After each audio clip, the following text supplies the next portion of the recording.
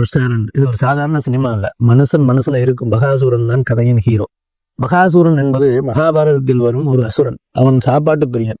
அந்த கேரக்டரை வைத்து உருவாக்கப்பட்ட கதை தான் இது. Hero style mass, dialogues hit. Story கொஞ்சம் ஹெவியா போச்சு.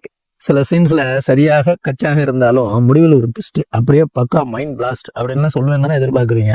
அதெல்லாம் ஒன்றும் கிடையாது. இது ஒரு காமெடி ஹரார் ஃபிலிம்.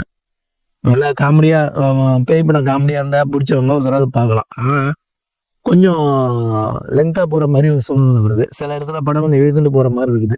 கதைக்காரர் என்னன்னு பார்த்தீங்கன்னா, ரமேஷ்ன்ற ஒரு ஐடி துறையில் வேலை பார்க்குறவர் என்ன பண்ணுறாருன்னு கேட்டீங்கன்னா, இந்த சொந்தமாக ஒரு ஹோட்டல் கட்டணும் அப்படின்ட்டு நினைக்கிறாரு.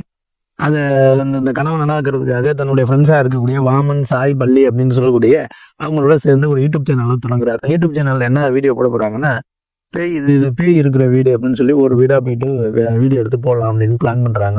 அப்படி ஒரு இடத்துக்கு வீடியோ எடுத்துகிட்டு போகிறதுக்காக ஒரு வீட்டுக்கு போகும்போது என்னன்னு கேட்டிங்கன்னா, அங்கே ஒரு புக்கு கிடைக்குது அவங்களுக்கு.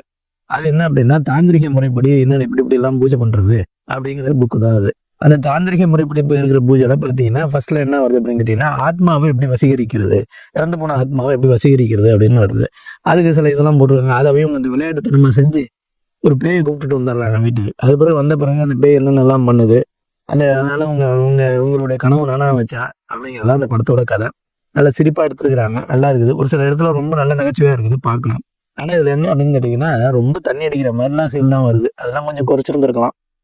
மற்றபடி ஓரளவுக்கு ஒரு தடவை பார்க்கலாம் அந்த படத்தை. இந்த மாதிரி சினிமாவுக்கு உங்களுடைய விமர்சனத்துக்கு என்னுடைய சேனலை சப்ஸ்கிரைப் பண்ணுங்கள், சப்போர்ட் பண்ணுங்கள்.